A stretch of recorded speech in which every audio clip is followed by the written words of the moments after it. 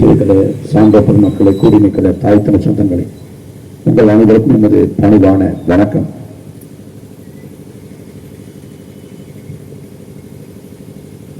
உலகத்தின் அதிகப்படியான மக்கள் தொகை கொண்ட நாடு இந்தியா. ஏறக்குறைய 100 கோடிக்கு மேலான மக்கள் இந்த தேர்தலிலே வாக்கு செலுத்த இருக்கிறார்கள். ஒவ்வொரு 5 ஆண்டுக்கு ஒரு முறை தேர்தல் வருகிறது. நாமும் வாக்குகளை சட்டமன்ற தேர்தல் என்றால் திமுகவுக்கோ அல்லது அதிமுகவுக்கோ, பாராளுமன்ற தேர்தல் என்றால் காங்கிரசுக்கோ அல்லது பாஜகவுக்கோ செலுத்துகிறோம். நாங்கள் வந்தால் மாற்றத்தை தருவோம். நாங்கள் வந்தால் வறுமையை ஒழிப்போம், ஏழ்மையை ஒழிப்போம், வேலையில்லா திண்டாட்டத்தை போக்குவோம், பாலாரும் தேனாரும் கரைபுரண்டு ஓடும் என்று சொல்லி ஒவ்வொரு தேர்தலின் போதும் இந்த கட்சிகள் வாக்குறுதிகளை கொடுக்கிறார்கள். ஆனால் எந்த ஒரு தேர்தலிலும் நாட்டு மக்களுக்கு ஏற்றமோ மாற்றமோ அந்த பாதி இல்லை. வாக்கு செலுத்தி ஏமாந்து போன மக்கள் இனி இந்த வாக்கால எந்த பயனும் இல்லை என்று நினைத்துக் கொண்டு தேர்தல் வந்தால் ஆரத்தி எடுத்தோம்னா 2000 ரூபாய் தரானா வாங்கிக்குவோம், பூத்தோம்னா 3000 ரூபாய் தரானா வாங்கிக்குவோம், வாக்கு காசு 5000 ரூபாய் தரானா வாங்கிக்குவோம். மற்றபடி அது திமுக ஆண்டாலும் அதிமுக ஆண்டாலும் பாஜக ஆண்டாலும் காங்கிரஸ் ஆண்டாலும் எந்த மாற்றமும் நம் வாழ்வில் வரப்போறதில்லை அப்படிங்கிற மனநிலைக்கு வந்துட்டேன். ஜனநாயகத்தின் படு தோல்வி. நாம் ஒவ்வொரு ஆண்டும் ஆகஸ்ட் 15 சுதந்திர நாளை கொண்டாடுறோம். ஏன்னா நாம் வெள்ளைக்காரனை எடுத்து சண்டை போட்டு போரிட்டு இந்த நாட்டுக்கு விடுதலை பெற்றிருக்கோம். நாம் அடிமையாக கிடந்ததை நாம் முன்னோரை பாடுபட்டுதான் மறந்துடக்கூடாதுன்னு. நாம் எப்படி போராடி இந்த நாட்டுக்கு விடுதலை பெற்றோமோ அதே போல நாம் போராடிதான் வாக்குரிமை பெற்றோம். 19ஆம் நூற்றாண்டுல தொடக்கத்திலேயே வெள்ளைக்கார ஆட்சி காலத்தில் பாராளுமன்ற முறையை கொண்டு வந்தேன். பாராளுமன்ற முறையை கொண்டு வந்தாலும் எல்லோருக்கும் வாக்குரிமை கொடுக்கப்படல. பெண்களுக்கு வாக்குரிமை இல்லை, ஆண்களில் எல்லோருக்கும் வாக்குரிமை இல்லை. யாரு படிச்சவனோ, யார் பட்டதாரியோ, யார் நிலக்கடாரோ, யார் செல்வாக்கு பெற்றவனோ அவனுக்கு மட்டும்தான் வாக்குரிமைகள் நிலை இருந்தது. அதற்கு பிறகாக சன்னாக போராட்டம் நடத்தி அழுத்தம் கொடுத்து நெருக்கடி கொடுத்து எல்லோருக்கும் வயது வந்த எல்லோருக்கும் வாக்குரிமைகள் நிலை உருவாக்கப்பட்டது. அந்த வாக்கின் மதிப்பை உணர்ந்திருக்கோமா? அன்னைக்கு எல்லாருக்கும் வாக்குரிமை, வயது வந்த எல்லோருக்கும் வாக்குரிமை என்று அறிவித்தது. அன்றைக்கு சொன்ன ஒரு வெள்ளைக்காரன் அவசரப்பட்டு அப்படிலாம் கொடுக்கிறாத, இந்த நாட்டு மக்களுக்கு வாக்கின் மதிப்பு இல்லைங்கிறான். அவன் சொல்லி 80 ஆண்டு கடந்துருச்சு. ஆனால் இன்றைக்கு வரைக்கும் வாக்கின் வலிமை நாம் உணரல. அதன் விளைவாக யாருக்கு வேணாலும் வாக்கு செலுத்துறது. இந்த வாக்கின் மதிப்பறியாம நாம திரும்ப திரும்ப இந்த ஆட்சியாளருக்கு அதிகாரத்தை கொடுக்கிறது. அதன் விளைவை அனுபவிச்சு கொண்டிருக்கோம். 10 ஆண்டுகளும் காங்கிரஸ் ஆட்சி, 10 ஆண்டுகள் காங்கிரஸ் ஆட்சி, மன்மோகன் சிங் பிரதமர். ஐயே தாங்க முடியலையே, தாங்க முடியலைன்னு சொல்லிட்டு காங்கிரஸை தோற்கடித்து பாஜக வாக்கு செலுத்துவாங்க. 10 ஆண்டுகளும் பாஜக ஆட்சி. இப்போது பாஜக ஆட்சி தாங்க முடியலையே இருக்கு. காங்கிரசுக்கு பாஜக மாற்றம் இல்லை, பாஜகவுக்கு காங்கிரஸ் மாற்றம் இல்லை. காங்கிரஸ் விஷமூசி போட்டு கொள்ளுவான், வலிக்காம கொள்ளுவான். பாரதிய ஜனதா கரகரன்னு தொண்டை எடுத்து கொண்டுவான். இவ்வளவுதான் காங்கிரசுக்கும் பாஜகவுக்கும் மாறுபாடு, வேறுபாடு. காங்கிரஸ் சட்டம் செய்வான், பாஜக சட்டமா செய்வான். மொத்தம் செஞ்சு முடிச்சுங்க.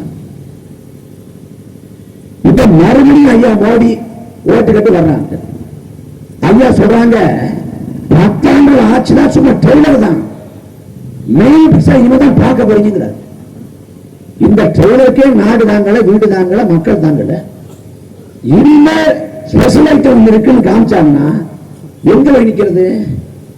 2014 10 ஆண்டுக்கு முன்பாக நாடு முழுக்க பேசின நரேந்திர மோடி, நாங்கள் வந்தால் நாட்டை மாற்றி படைப்போம். 60 ஆண்டு காலம் காங்கிரசுக்கு வாய்ப்பு கொடுத்தீர்கள். 60 மாதம் பாஜக வாய்ப்பு கொடுங்கள். நான் ஏழை தாயின் மகன், வறுமை உணர்ந்தவன், ஏழ்மை உணர்ந்தவன், பசி பஞ்சத்தை அறிஞ்சவன். நான் நாட்டை மாற்றி காட்டுவேன், நாட்டை வல்லரசாக படைப்பேன், லஞ்சத்தை ஒழிப்பேன், ஊழலை ஒழிப்பேன், கருப்பு பணத்தை மீட்டெடுத்து ஒவ்வொரு இந்திய குடிமையின் வங்கி கணக்கிலும் ஓடுகள் என்று வாக்குறுதிச்சார். வளர்ச்சி வளர்ச்சி என்று பேசினார், வாயிலேயே பேசினார். நாட்டு மக்கள் நம்பி துளைத்து பாரதிய ஜனதாவுக்கு வாக்கு செலுத்தினார்கள். இன்றைக்கு திரும்பி பார்க்கிறப்ப 10 ஆண்டுகள் ஆட்சியில அவங்க செஞ்சது எல்லாம் மதம் மதம் மத வெறுப்பு. அதை தாண்டி ஒண்ணுமில்லை. நரேந்திர மோடி நாட்டுக்கு செஞ்ச நன்மை என்ன? இந்த நாட்டு மக்களை கொல்லாம வச்சிருக்கிறதா நரேந்திர மோடி செஞ்ச மிச்சபட்ச நன்மை. ஐயா மோடி 2 நாளைக்கு முன்னாடி ரொம்ப கவலைப்படுறாரு, ரொம்ப ஃபீல் பண்றாரு. நான் ஒரு குஜராத்திய பெண்ணுக்கு வெட்கப்படுறேன், வேதனைப்படுறேன், துக்கப்படுறேன், துயரப்படுறேன். நான் தமிழ்ல பிறந்திருக்கணும், தமிழா இல்லாம என் தாய்மொழி தமிழா இல்லாம குஜராத்தியா இருக்கே, நான் ரொம்ப வாழ்ந்து. ஐயா மோடிய அவதார புருஷங்கிறாங்க. அவர் மனைவிக்கே ஒரு புருஷனா இல்ல, அது வேற கதை. அந்த அவதார புருஷரு இந்த அவதாரத்தை இதோட முடிச்சுக்கிட்டு மேல போயிட்டு அப்புறமா அவதாரத்து தமிழை வாங்கல, நாங்களும் இந்த அவதாரத்தை போதும். எவ்வளவு கேள்வி கொடுத்து திடீர்னு கச்சத்தீவை பறிச்சுட்டாங்க, ஏத்துக்க முடியாது. என்ன 40 வருஷம் கோமாவில் இருந்தீங்களா? இன்னைக்கு என்ன திடீர்னு பாசம் வருது? 2014 இதே பாரதிய ஜனதா ராமநாதபுரத்தில் மாநாடு போட்டது, கடல் தாமரை மாநாடு போட்டு நாங்கள் ஆட்சிக்கு வந்தால் மீனவர்களின் வாழ்வாதாரத்தை மேம்படுத்துவோம். மன்னாட்சியின் வலிமையற்ற பிரதமர், அதனால் மீனவர்கள் தாக்கப்படுகிறார்கள். 56 பரந்த வாழ்வு கொண்ட நரேந்திர மோடி இந்த நாட்டின் பிரதமராக மாறினால் மீனவர்கள் தாக்கப்பட மாட்டார்கள் என்று வாக்கு அளித்தது. ஆனால் பாஜகவின் ஆட்சி காலத்திலும் மீனவர்கள் தாக்கப்பட்டார்கள், வதைக்கப்பட்டார்கள், படகுகள் சிறைப்பிடிக்கப்பட்டது, நடுக்கடலை வைத்து விமானப்படுத்தி அடிச்சான். கடைசியில இந்திய எல்லைக்குள் வைத்து சுட்டு கொள்ள. ஆனால் நரேந்திர மோடி வாய் திறக்கல. இப்ப திடீர்னு உருளுதான் சாய்தாங்கிற மாதிரி திடீர்னு தமிழகம் மேல பட்டு என்ன பண்ணிக்கணி 10 ஆண்டு ஆட்சியில மோடி நாட்டுக்கு செஞ்ச ஒற்றை எண்ணே சொல்லு. கருப்பணத்தை மீட்டெடுத்து எல்லாருக்கும் கொடுப்போம் 2014 சொன்னாரு. கருப்பணத்தை மீட்டாரா? கருப்பணத்தை நரேந்திர மோடி ஒழிப்பாரா? ஐயா தேவனந்த பேசுவார எங்க வைப்பா? கருப்பணத்தை ஒரு நாளும் பாஜக ஒழிக்க முடியாது. ஏன்னா எவனவன் கருப்பணத்தை பதுக்கி ஒதுக்கி வைத்திருக்கானோ அவன் கொடுத்த காசை ஆண்டா பாஜக கட்சி நடக்குது. அவன் கொடுத்த காசுல தான் 2019 தேர்தல் நெருக்கம். ஐயா மோடி இதே போல இன்னைக்கு சொன்னார்ல, கட்சத்தில் நீப்ப அப்புறம் தமிழக நான் பிறக்கணும் அப்படின்னு சொன்னார்ல, அதே போல 2019 தேர்தல் நெருக்கத்தில் இனிமே மோடி கூப்பிடாதீங்க, பிரதமர் கூப்பிடாதீங்க. அப்ப வாயில என்னமோ வருதுங்க, அதை சொல்லி கூப்பிடலாமா? அப்படிலாம் கூப்பிடக்கூடாது. அப்புறம் என்ன கூப்பிடுது? ஜவுகிதான்னு கூப்பிடுங்க. அது என்னங்க ஜவுகிதாரு? ஜவுகிதார்னா தமிழ்ல காவலாளின்னு பொருள். நான் பிரதமரா இல்லைங்க, நான் உங்க சேவகன். உங்களுக்கு காவலாக்க வந்த ஒரு காவலாளி. என்ன காவலாளி அப்படி கூப்பிடுங்க. தேர்தல் முடிவு வரைக்கும் அந்த காவலாளி இருந்தாரு. தேர்தல் முடிஞ்ச காவலாளி வேலையை வச்சு விட்டு போயிட்டாரு. இப்ப தேர்தல் வருது, வந்தா என்ன சொல்றாரு? எனக்கு குடும்பம் இருக்கா இல்லைன்னு கேட்கிறாங்க. எனக்கு இந்த நாடே குடும்பம், இந்த மோடி குடும்பம் தான் நாடு. மோடிக்கு பரிவார் ஹிந்தில. உங்க குடும்பத்துல கேஸ் சிலிண்டர் விலை எவ்வளவு விற்குது? உங்க குடும்பத்துல பெட்ரோல் டீசல் விலை எவ்வளவு விற்குது? நாட்டு மக்களை குடும்பமாக நினைக்கிறார் நரேந்திர மோடி. நாடு முழுக்க கொரோனா நோய் தொற்று பரவி கொண்டிருக்கிற போது பல்லாயிரக்கணக்கான மக்கள் பாதிக்கப்பட்ட, நேரடியாக பாதிக்கப்பட்டு என்ன வந்து திட்டி தர கோடிக்கணக்கான மக்கள் வாழ முடியாது தவிச்சான். அப்ப குடும்பத் தலைவர் நரேந்திர மோடி எங்க போனாரு? எங்க போனாரு கேட்டா தேசப்பட்ட வளர்த்து எடுக்கணும்.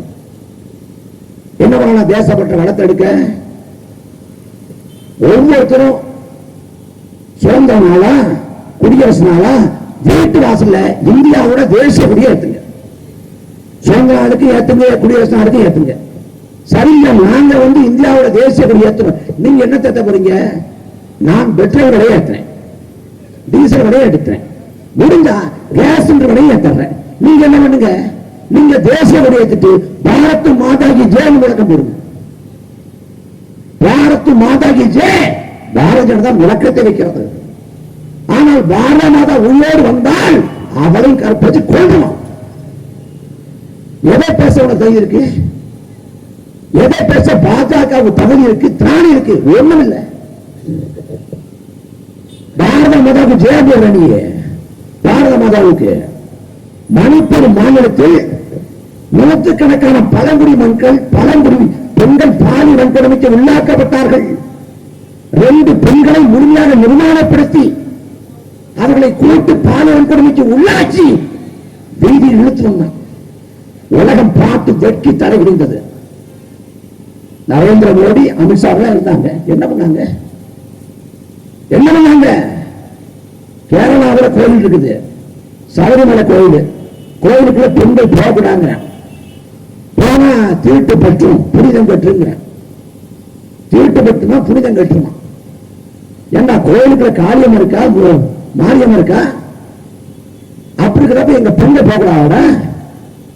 தீட்டு பற்று புனிதம் கட்டுங்க, கோயிலுக்குள்ள போகக்கூடாது.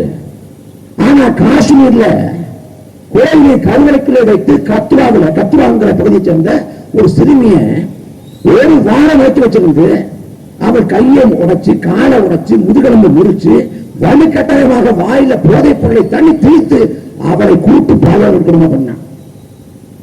அவன் செத்தே போனான். செத்து போனான். எவன் அவளை வன்கொடுமை செய்து கொண்டளித்தானோ அவனுக்கு ஆதரவாக இந்தியாவின் தேசிய கொடியை ஏந்தி பாரத் மாதா கி ஜெய் என்று விளக்கம் போட்ட கேடுகட்ட கட்சி இந்த பாரதிய ஜனதா. உத்தரப்பிரதேச மாநிலம் உன்னவங்க பகுதியில் ஒரு இளம்பெண் பாலியல் கொடுமைக்கு உள்ளாக்கப்படுற, குத்துயிரும் கொலையுமா உயிருக்கு போராடாத அவளை பார்த்து இந்த நாட்டின் காவல்துறை கேட்குது. அந்த மாநில அரசு காவல்துறை, நீ வன்கொடுமை செய்யப்பட்டதற்கான ஆதாரம் என்னன்னு கேட்குது. அவன் செத்து போயிட்டா. செத்து போன பிறகு அவளுக்கு நீதி கிடைக்கல. அவள் உடலை இரவோடு இரவாக கொண்டு போய் காவல்துறை எரிச்சு முடிச்சுட்டு ராத்திரியா முடிச்சுட்டு விடைகாலம் கொண்டு போய் இந்தாங்க அந்த பெண்ணோட சாம்பல் நீட்டான். ஆண்டது யோசி 1980 அங்க இப்படிப்பட்ட ஆட்சி பெண்களை பத்தி பேசலாமா? பாரத் மாதாக்கு ஜெயம் பேசலாமா? 2014 ஒலிம்பிக் போட்டி நடக்குது. பல்வேறு நாடுகள் பதக்கங்களை வாரி குவிக்கிறது.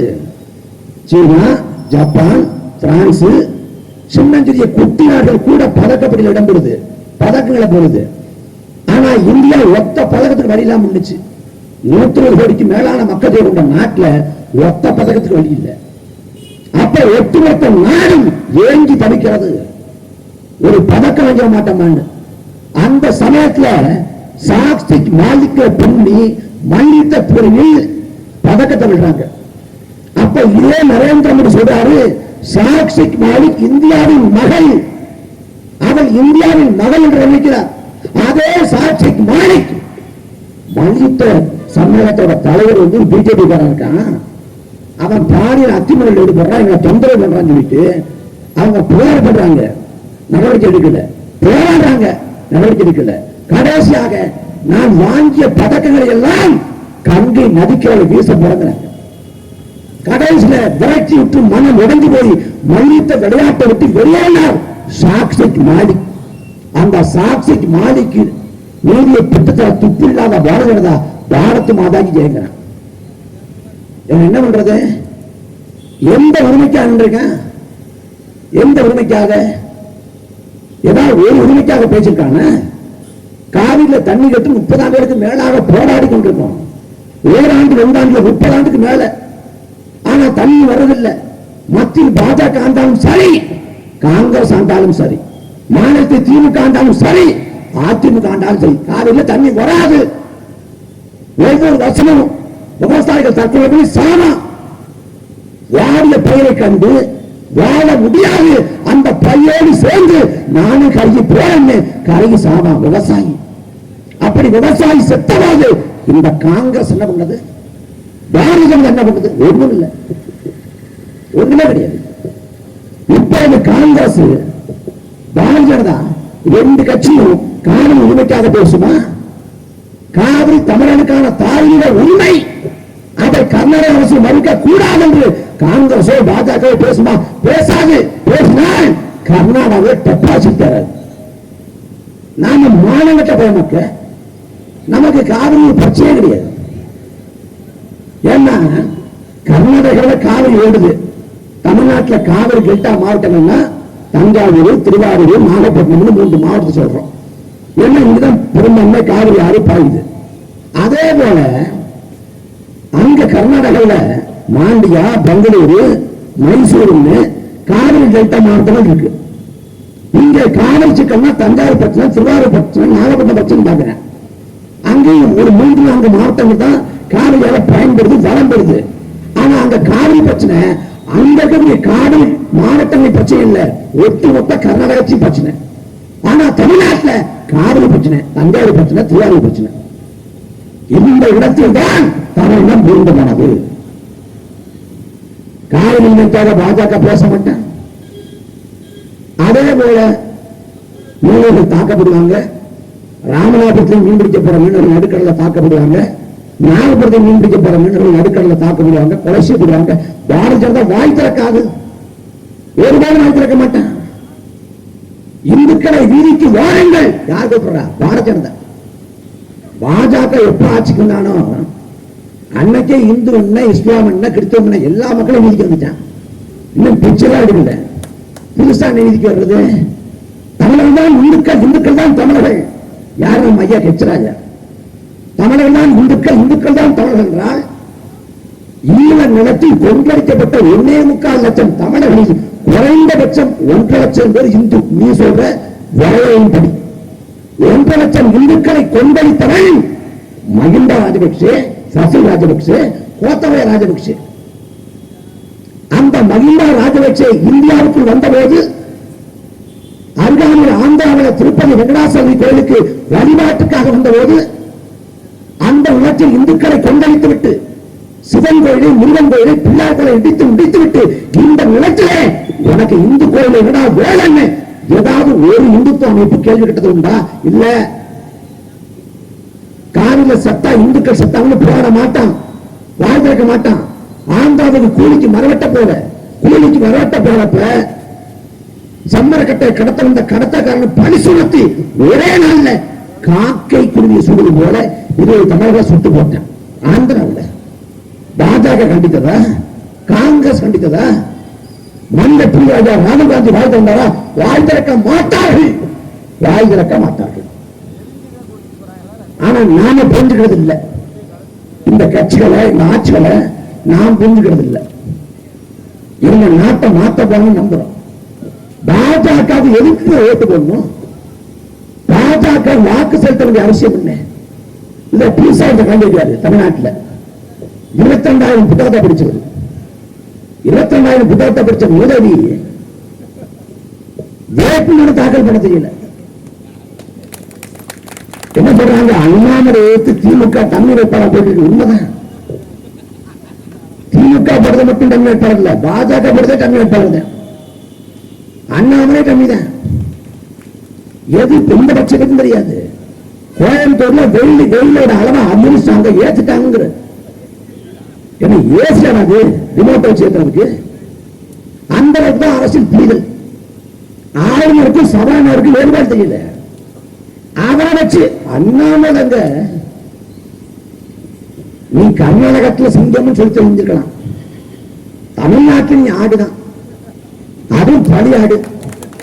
என்னைக்கு மாரியம்மன் கோயிலே, காளியம்மன் கோயிலே பூஜை போட்டு பொங்கல் வைக்க வந்ததில்லை. இன்னைக்கு அதை வச்சு அரசியல். பாஜக அண்ணா தமிழ்நாட்டில் பாஜக ஆட்சிக்கு எதுக்கு வரணும்? நம்ம ஆண்மொழியே பேசுவான், கொங்கு மொழி அடைந்து நம்ம ஆண்மொழியே பேசுவான். ஆனா யார்? நரேந்திர மோடியோட தமிழ் முகம், யோகி ஆதித்யநாத்தோட தமிழ் முகம், அமித்ஷாவோட தமிழ் முகம். நரேந்திர மோடியும் அமித்ஷாவும் யோகி ஆதித்யநாத்தும் என்ன செய்வார்களோ அதைத்தான் இவனும் செய்யணும். பாஜக நாட்டை உயர்த்தின மாத்திர கனவு இருக்க. அவன் என்ன, அவன் RSS குழந்தை, RSS இயக்கத்தோட குழந்தை. RSS இயக்கம் வரக்கூடிய 2025ஆம் ஆண்டு 100 ஆண்டு கடைசிதான். அவன் நோக்கம், RSS நோக்கம், பாஜக நோக்கம் நாட்டில் ஆச்சரியத்தை பிடிக்கணும், பிடிச்சு கோடி கோடியா பணம் சம்பாதிக்கணும், பதவியில் உட்காருங்கிறது இல்லை. இதை தாண்டிய நோக்கம் என்ன? இந்தியாவை இந்திய ராஷ்டிரமாக மாற்றுவது, இந்த நாட்டு மக்களை துண்டாடுவது மதத்தால். அதுக்கு எல்லா வாய்ப்புகளையும் பயன்படுத்தி கொண்டிருக்கேன். அடிப்படையில் இந்த RSS பாஜகவுக்கு அறிவியல் தொழில்நுட்பத்தின் மீது நம்பிக்கை இல்லை, அவருக்கு புராண இதிகாசத்தின் மீது தான் நம்பிக்கை. ஆனா அறிவியல் தொழில்நுட்பத்தை பயன்படுத்தி தன்னை வளர்த்துக் கொள்வான். அவனுக்கு ஜனநாயகத்தின் மீது நம்பிக்கை இல்லை, பாராளுமன்ற நடைமுறை மீது நம்பிக்கை இல்லை. ஆனா ஜனநாயக பாதையை தேர்வு செஞ்சு பாராளுமன்ற நடைமுறையின் வழியாக அதிகாரத்துக்கு போய் எல்லாத்தையும் மாற்றுவோம். ராமர் கோயில் கட்டுறாங்க, ராமர் கோயிலை கட்ட சொல்லி நாட்டு மக்கள் போராடுறாங்களா? ஆனா நாட்டு மக்களின் வரி பணத்தில் ராமர் கோயில் கட்டப்படுது. ராமர் கோயில் எதுக்கு? ராமர் கோயில் கட்டி யாருக்கு என்ன லாபம் சொல்லு? எதுக்கு ராமர் கோயில்? எங்கள் பாட்டி வேலாச்சாருக்கு ஒழுங்கா செலவடா. நீ பார்க்கிறப்ப அவ்வளவு கோபம் வருது, அவ்வளவு ஆத்திரம் வருது. அவளை அடையாளப்படுத்த கொண்டு போய் சேர்க்கல. ஜனசாமியை இந்தியா முழுக்க தெரியுது, ஆனா சிவகங்கையை தாண்டி வேலாச்சார கொண்டு வரல. எல்லா பாகுபடி எல்லாம் என்னடா படம்? வேலாச்சார வரலாற்ற படம் எடுத்தா, மருதுபாண்டிய வாழ்க்கை வரலாற்ற படம் எடுத்தா, எங்கள் முன்னேற்ற சின்ன மலை அழகுமுத்துக்கோள், எங்கள் பாட்டை குடி, எங்கள் பாட்டங்கள் இவங்களோட வரலாற்ற படம் எடுத்தா உலகம் மறந்துடும், தமிழன் விழுந்துருமா? நம்ம எப்படிப்பட்ட படங்கள்ல பிறந்தோம், எப்படிப்பட்ட இனத்தோட வாரிசுன்னு அதெல்லாம் மூடி மறைச்சிட்டேன். இங்க ஒழுங்கா சிலைக்கு இல்லை, நம் பாட்டு என்ன ஆச்சா இருக்கு. சிலைங்கிலேயே மருதுபாண்டிக்கு சிலை இல்லை. ஆனா என்ன பண்றாங்க? ராமருக்கு கோயில் கட்டுறாங்க. கேட்ட ராமர் எங்க பிறந்தா தெரியுமா? இந்த அயோத்தியில தான் பிறந்தார். அயோத்தியில இந்த பாபர் மசூதி இருக்கிறாங்க, அந்த இடத்துல பிறந்தார். கிருஷ்ணன் அவன் சொல்றான், விஷ்ணுவின் கதாபாத்திரத்தை கொண்டு வர்றான். இந்த விஷ்ணு எங்க பிறந்தாரு? இவர் அந்த இருக்கிற மசூதி, அந்த மசூதியை பிறந்தார். அந்த அனுமா இருக்காருல, அங்க அந்த மசூதியை பிறந்தார். ஏண்டா அந்த விஷ்ணு, இந்த அனுமாரு உங்க ராமர் எல்லாம் மருத்துவமனையில் பிறக்காம மசூதியில் பிறக்கிறாங்க? ஏன் மசூதியை பிறக்கிறாங்க? ஏன்னா அந்த மசூதியை உடைச்சா ஒரு மதப்பிளவு, மதப்பதற்றம் உருவாகும். அதை வைத்து நாடு முழுக்க அரசியல் செய்யலாம். பாபர் மசூதி இடிச்சா நாடு முழுக்க பாஜக வளர்ந்தது. கோயம்புத்தூர்ல குண்டடிப்பு தமிழ்நாடு முழுக்க பாஜக வளர்ந்தது. அவன் கலவரத்தின் மூலமாக காட்சியை பரப்பும், அதான் நோக்கம். வேற எந்த நலத்திட்டமோ செயல்திட்டமோ பாஜக இல்ல, சத்தியமா எதுவுமே இல்லைங்க. பாஜக என்னட்ட வாக்குறுதி வாரி வழங்குச்சு. அதை நிதின் கட்கரி இன்னொருத்தர் கேட்கறாங்க, பாஜக தலைவர்கிட்ட என்னென்னமோ சொன்னீங்க, அப்படி நீங்க இப்படி நீங்க ஒண்ணுமே செய்யலையே அப்படின்னு. அதாவதுங்க, நாங்க பிரதமர் ஆகும்னு நாங்க எதிர்பார்க்கலாங்க. நாங்க வாயில சும்மா அடிச்சு விட்டோம். மக்கள் ஓட்டு போட்டு பிரதமர் ஆகிட்டா என்ன தெரியல. ஐயா மோடி நாங்கள் கருப்பணத்தை மீட்போம், மீட்டெடுத்து வங்கி கணக்கில் தலா 5 லட்சம் போடுவோம் கேட்கறாங்க அமித்ஷா கிட்ட. எங்க 5 லட்சம் பணத்தை எல்லாரும் பேங்க் அக்கௌண்ட்லயும் போடுற, நீங்க டெபாசிட் பண்ற, நீங்க என்னங்க போறதா அப்படின்னு அமித்ஷா சொல்றாரு. அதை உண்மை நம்பிட்டீங்களா? மோடி அதை சுவைப்பட சுவாரஸ்யமாக சொன்னார். அது தேர்தலுக்காக சொல்லப்பட்ட தந்திரம், எலெக்ஷன் ஜூம்லா. மற்றபடி எந்த பணம் யாரு வங்கி கணக்கு வராது. பணத்தை செல்லாமல் அறிவிச்சாங்க. ஏழு ராத்திரி அந்த மோடி தொலைக்காட்சி தோன்றி 500 தாள் 1000 தாள் செல்லாது.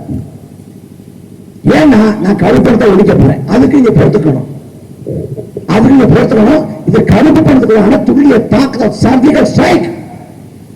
50 நாட்களில் கருப்பணத்தை ஒழித்து விடுவேன். அப்படி கருப்பணத்தை ஒழிக்க முடியாவிட்டால் என்னை பெட்ரோல் ஊற்றி கொளுத்து விடுங்கள் சொன்ன நரேந்திர மோடி. நாட்டு மக்கள் யோசனை பண்ண 50 நாள்ல கருப்பணை ஒழிஞ்சிடும். இல்லைன்னா நாட்டை பிடிச்ச தீர ஒழிஞ்சிடும். எப்படி பார்த்தாலும் லாபம் தான். கழிச்சு கருப்பு ஒடியில மக்கள் ஏடிஎம் வாசல பேங்க் வாசல கால் எடுக்க இல்லப்ப ஐயா அந்த கருப்புல ஒடியல ஏதோ பெட்ரோல் நீங்க அதாவது பண்ணுங்க மனசு ஆறுதான் பார்ப்போம். ஐயா மோடி பெட்ரோல் கிடையாது என்ன சம்பந்தம் இல்ல, நாங்க பணத்தை செல்லாத அறிவிச்சிட்டோம்.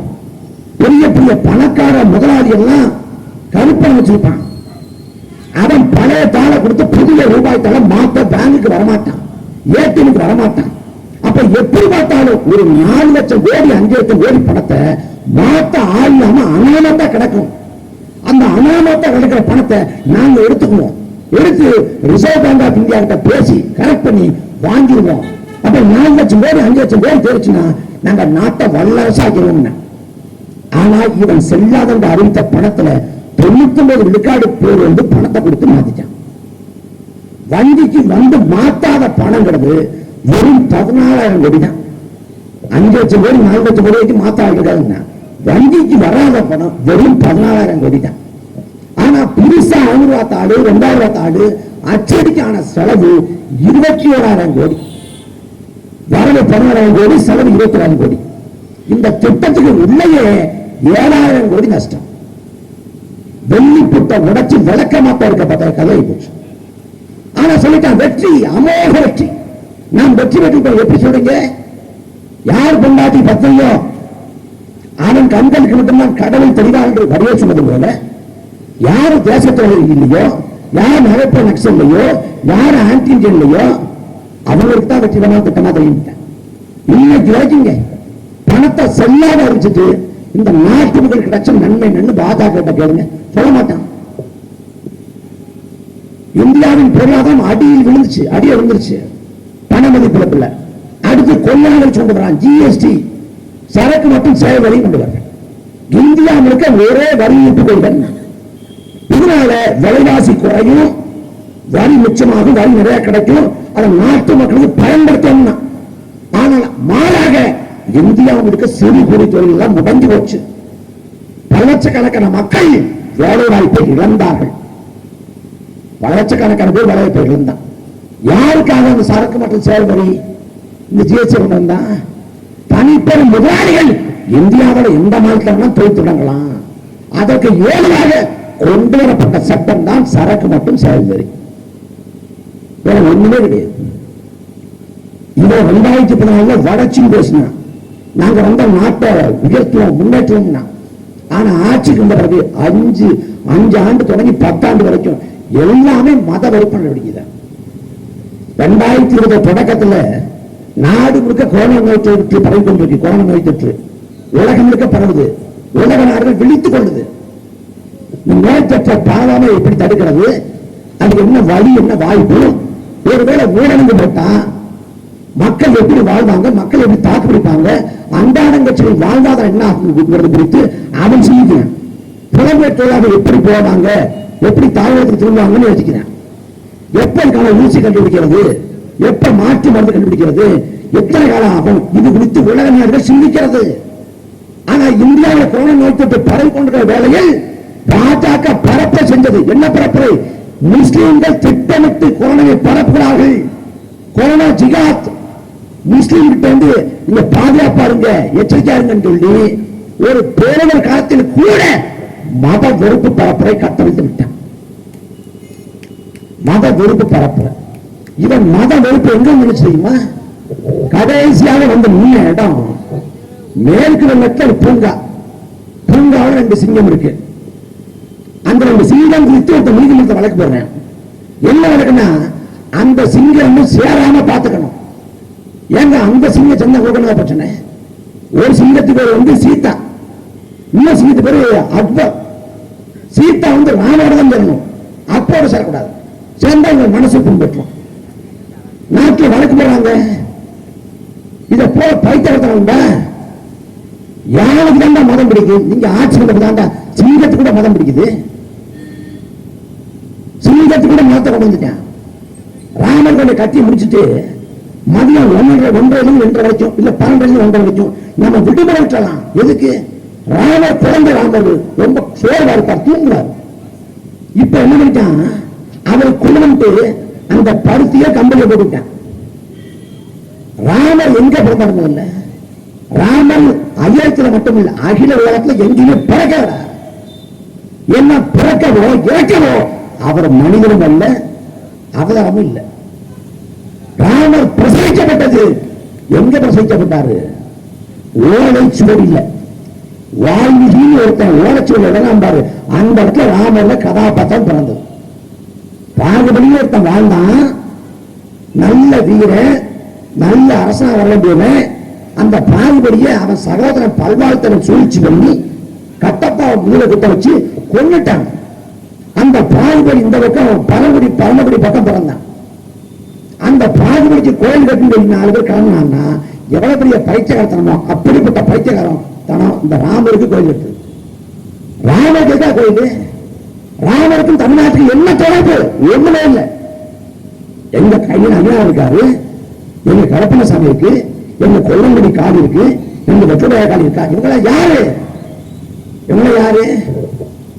ஊருக்குள்ள திருட்டு போய காவலுக்கு வருவா, அவனுக்கு மூட காக்கிறதுக்காக வெட்டரிவாவோடு வேல்கம்போடு கத்தியோடு சண்டை போட்டு அந்த களத்தில் செத்து விழுந்தவன் ஐயனாராக கருப்பணசாமியாக சொல்ல மாட்டாங்க. எனக்கு குலதெய்வமா இருக்கேன், அவனுக்கு நான் என்ன சாப்பிடணும் அதை ஏற்றுக்கலாம். நாங்க ஆடு சாப்பிடுறோம், கோழி சாப்பிடுறோம்னா அவனுக்கு படைக்கலாம். எங்க தாத்தா சீட்டு முடிப்பான், அவனுக்கு சீட்டை படைக்கணும். அந்த ஐயனாரும் கருப்பணசாமி உலகக்கூடிய நிலத்தில் ராமருக்கு என்ன வேலை? ராம அரசனுக்கு என்ன வேலை இருக்கு? கடைசி அடுத்ததாக RSS செயல் திட்டங்கள் ஒன்று காமன் சிவில் கோடு, பொது சிவில் சட்டம் கொண்டு வரப்போறேன். பொது சிவில் சட்டம் நினைக்கிறான் முஸ்லீமுக்கு மட்டும் பாதிப்பு இல்ல, எல்லா மக்களுக்கும் பாதிக்கும். இந்த கொலை பண்ணாலோ கொள்ளை பண்ணாலோ குற்றம் செஞ்சாலோ மதம் பார்த்து தண்டனை கொடுக்கப்படுறதில்லை, எல்லாருக்கும் ஒரே தண்டனை தான், ஒரே நடவடிக்கை தான். ஆனா அதே சமயத்தில் சிவில் கேஸ், திருமணம், மறுமணம், விவாகரத்து இதெல்லாம் மதத்தை பொறுத்து மாறுபாடும். திருமணங்கிற முறை ஒவ்வொரு மதத்தை பொறுத்து மாறுபடும். இவன் என்ன பண்ண போறான்? ஒரே சிவில் சட்டம் எல்லாருக்கும் ஒரே மாதிரி கொண்டு வரப்போறேன். அப்ப அந்த தனித்த பழக்க வழக்கங்கள் பாதிப்படையும். ஜார்க்கண்ட்ல பொது சிவில் சட்டத்தை கொண்டு வந்துட்டேன். என்ன நிலைமை தெரியுமா? ஜார்க்கண்ட்ல அத்தை மகளை மாமன் மகளை திருமணம் செய்ய முடியாது.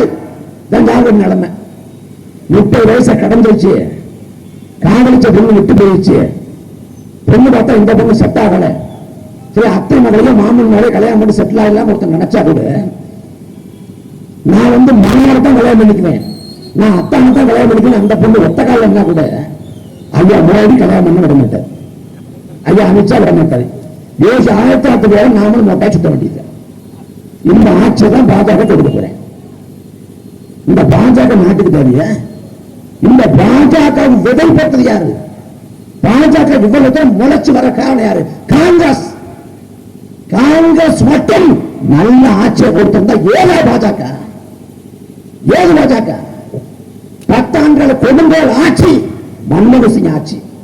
மன்மோகன் சிங் ஆட்சி கொடுக்கிற போது 2ஆம் இடத்துல இருந்த ப. சிதம்பரம் இந்தியாவின் உள்துறை அமைச்சர், இந்தியாவின் நிதி அமைச்சர் என்று மிக முக்கியமான துறைகளை கைவசம் வைத்திருந்தவர் ப. சிதம்பரம். அவர் நினைச்சிருந்தா இந்த சிவகங்கையை சிங்கப்பூர் போல மாற்றிருக்கலாம், என்னெல்லாம் பண்ணிருக்காங்க. இந்தியாவின் உள்துறை கை வச்சிருந்தாருங்க ப. சிதம்பரம். ஆனா என்ன பண்ணாரு?